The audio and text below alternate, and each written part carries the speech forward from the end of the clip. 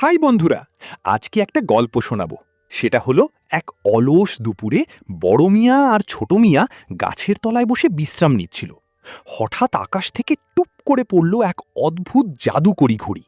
ছোট মিয়া ঘড়িটা ধরতেই চারপাশের সব কিছু থমকে গেল, যেন সময় থেমে গেছে। গাছের কোটর থেকে খুলে গেল এক রহস্যময় জাদুকরি সুড়ঙ্গ।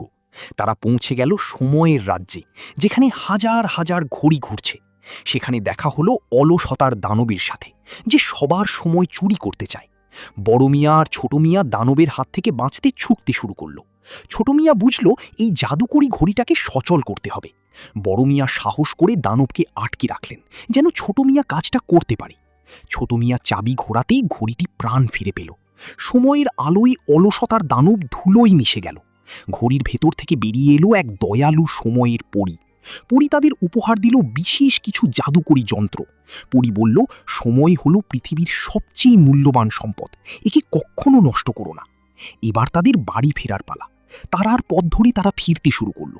তারা ফিরে এলো তাদের চেনা গ্রামে, যেখানে সবাই কাজে ব্যস্ত। বড় মিয়া আর ছোট মিয়া ঠিক করলো তারা আর কখনোই সময় অপচয় করবে না। তারা সবাইকে সময়ের সঠিক ব্যবহারের গুরুত্ব বোঝাতে লাগলো। তাদের চেষ্টায় পুরো গ্রাম এক আদর্শ গ্রামে পরিণত হলো। বন্ধুরা, মনে রেখো, আজকের কাজ আজই শেষ করো। সাবস্ক্রাইব করে আমাদের পরবর্তী অভিযানের সঙ্গী হও। ভিডিওটা ভালো লাগলে লাইক করে সাবস্ক্রাইব করেন। আরও এরকম সুন্দর সুন্দর গল্প শুনতে সাথে থাকুন।